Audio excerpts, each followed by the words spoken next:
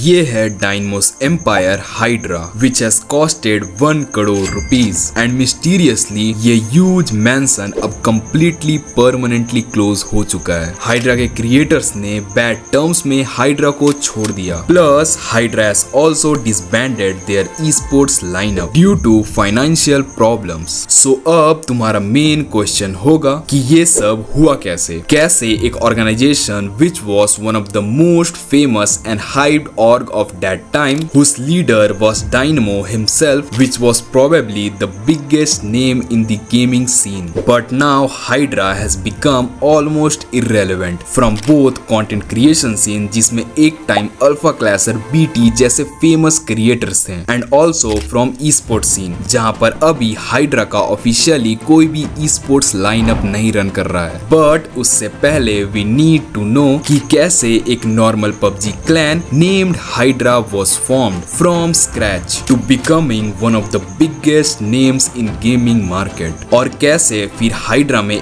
Time के बाद दरार आने लग जाता है between their own members which eventually lead in making hydra the biggest failure of gaming. तो अभी रिसेंटली सीन क्या है कि ये चारों लोग अभी आप कह सकते हैं हम लोग इनको निकाल रहे हैं, आप कह सकते हैं कि अभी ये लोग छोड़ के जा रहे हैं, आप कुछ भी कह सकते हो इससे। कैंप बंद हो गया। I lost around 20 lakhs worth investment in boot camp. मैंने तुम्हें पीसी ला के दिए हैं, ठीक है, तो वो तुम पीसी वापस कर दो। जिन्होंने मुझे कुछ नहीं दिया उनको मैंने एज अ फैमिली की तरह रखा, वो लोग भी मुझे कह रहे हैं तो मैं पीसी नहीं दे सकता। वो ब्रांड का पूरा पैसा हाइड्रा के पास है बिकॉज बूट कैंप चलाना था। Am I wrong Ayush? Am I wrong nuclear? नहीं एक अच्छी ब्रांड डील की थी, उसका भी पूरा पैसा हाइड्रा लेके बैठी है। भाई किस मुंह से चोर बोल रहे हो यार, किस मुंह से चोर बोल रहे हो?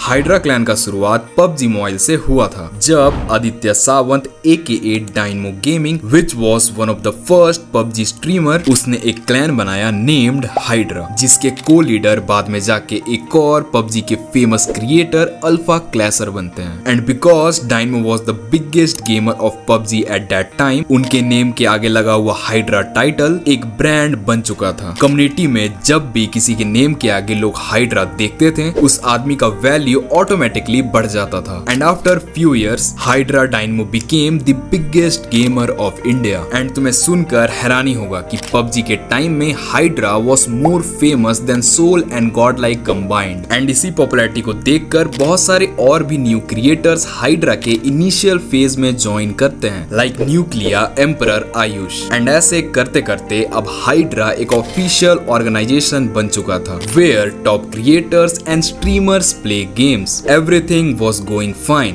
but on 2nd September 2020, PUBG got banned in India, and यहाँ से हाइड्रा के लिए सब कुछ खराब होते ही चला गया। आफ्टर बैन हाइड्रा के सभी क्रिएटर्स के व्यूज अचानक से डाउन होने लग जाते हैं, जिसके कारण अब ब्रांड्स भी उन्हें कंपैरेटिवली कम पे करने लग जाती है। And finally when BGMI was launched, Hydra thought of restarting themselves with new approach. So on 25 November 2021, Hydra announced their official boot camp in which they invested 1 crore rupees for creating this gaming facility. अब सारे creators for the first time एक छत के नीचे काम कर रहे थे। In starting it felt like a good plan. Creators were recovering their reach and were super active. But ज्यादा देर तक ये चलता नहीं है, सिर्फ कुछ creators को छोड़कर किसी के views नहीं आ रहे थे। Hydra was also running a proper esports lineup जिसमें हर महीने Hydra को बहुत पैसा बर्न करना पड़ता था। And in return Hydra esports lineup was not giving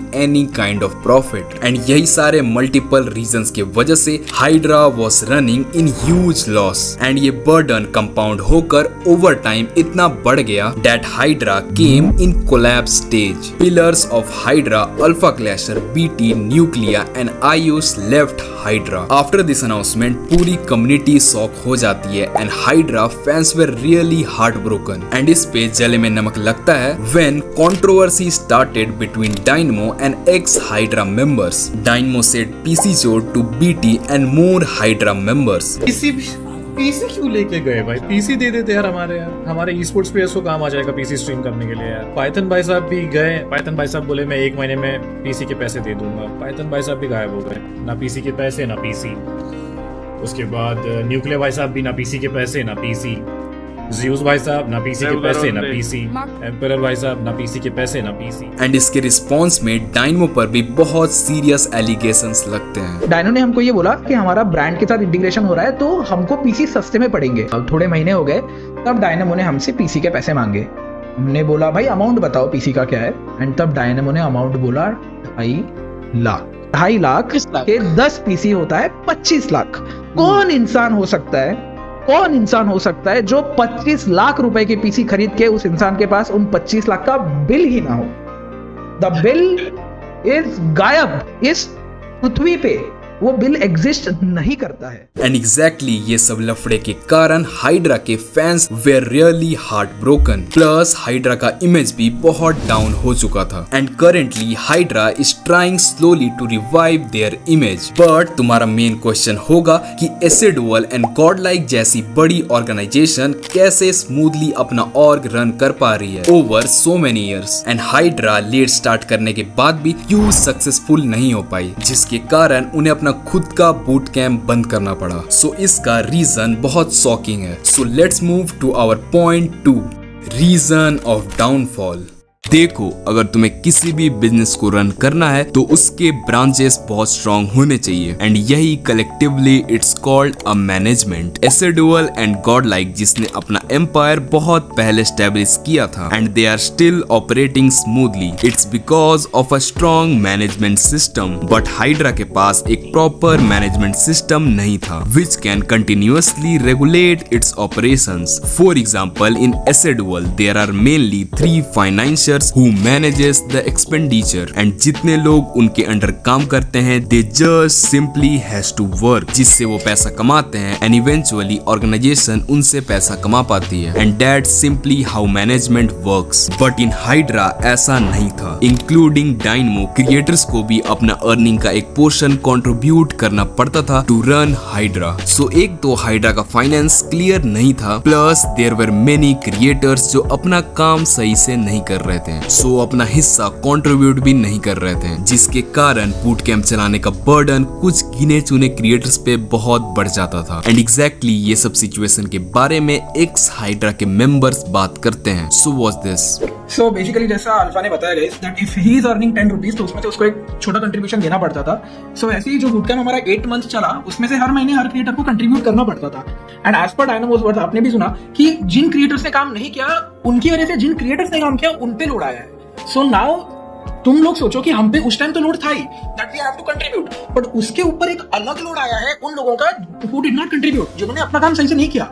तो हम तो कर रहे हैं हमारा वो एक, एंड जो लोग नहीं कर रहे उनकी वजह से जो हम पे आ रहे हैं वो दूसरा। E-sports selectivity. Hydra invested huge money on their e-sports lineup operations from 2020 to 2024, but return में Hydra को ना के बराबर प्रॉफिट मिलता है। इसके 2 रीजंस थे। फर्स्ट कि Hydra picked mainly underdog players and उनसे Hydra एक टीम बनाती थी, सो जो ऑलरेडी वेल established टीम थी उससे वो compete नहीं कर पाती थी। एंड सेकंड रीजन वाज कि हाइड्रा ने फेमस नेम्ड पर्सनैलिटीज को अपने टीम में नहीं रखा, बिकॉज अगर वो डिसेंट भी खेलता तो स्पॉन्सरशिप के थ्रू उनको अच्छा खासा पैसा मिल जाता। एंड इसका एक एग्जांपल तुम गॉडलाइक में देख सकते हो। When Godlike was not even performing, क्योंकि उन पे फेमस प्लेयर्स थे, उन्हें अच्छे स्पॉन्सर्स मिल गए, जिससे इवेंचुअली गॉडलाइक पैसा बना पा रही है। एंड एग्जैक्टली हाइड्रा अगर ये सेम स्ट्रेटजी को अपनाती तो इससे उनका भी ब्रांड वैल्यू काफी बढ़ जाता। But currently Hydra has shut down their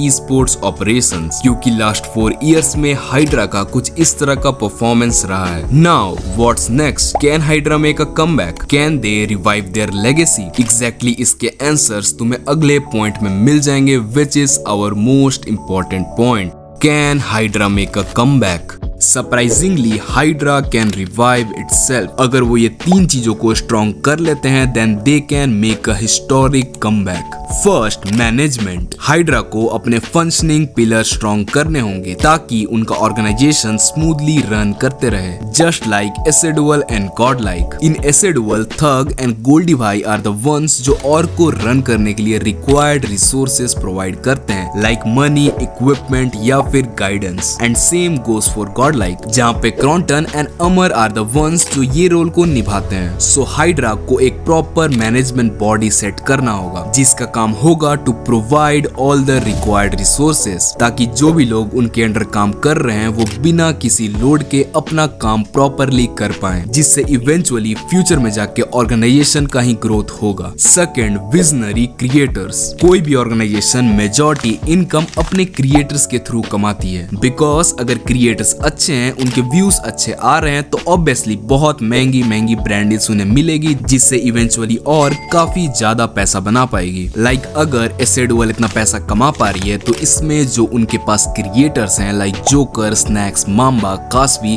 इनका सबसे बड़ा रोल रहता है। एंड ये क्रिएटर्स अपने और के लिए ऐसा कर पा रहे हैं because this creators have a vision for content creation. Like इनका कंटेंट जो करंट ऑडियंस का डिमांड रहता है, वही टाइप के कंटेंट को ये सक्सेसफुली सप्लाई करते हैं। Like Mortal started doing IRL streams and audience का रिस्पॉन्स तुम देख ही सकते हो। Similarly Kaashvi started doing cosplay streams on हर चैनल, जो कि ऑडियंस को देखने में बहुत मजा आता है। ऐसे ही जोकर की हवेली क्रेजी चैलेंज वीडियोस अपलोड कर रहे हैं जिस पे काफी सारे व्यूज आ रहे हैं। एंड यही सारे विजनरी कंटेंट की वजह से इनको काफी अच्छी ब्रांडेस मिलती है, जिससे इवेंचुअली वो और काफी पैसा बना पाती है। सो हाइड्रा को ऐसे क्रिएटर्स पिक करना होगा which have a visionary approach on content creation, ताकि वो कंटिन्यूअसली एक्सपैंड करते रहें, इंस्टेड ऑफ ऐसे क्रिएटर्स जो सिर्फ game play videos end game play streams upload करते हैं एंड कोई दूसरे फॉर्म ऑफ कंटेंट को डिलीवर नहीं कर पाते हैं। थर्ड,